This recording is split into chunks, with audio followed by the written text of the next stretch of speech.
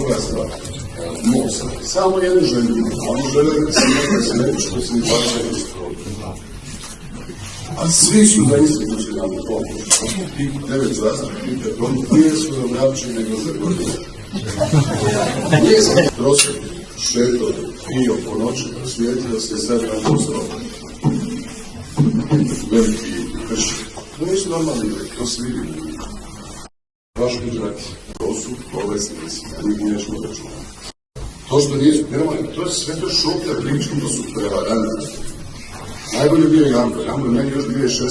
rekao, slušaj, to ti je prijatelju sekta. Sekta ide meni. Svaki pola godine mi pošli moju i ja kažem, nosi pravo.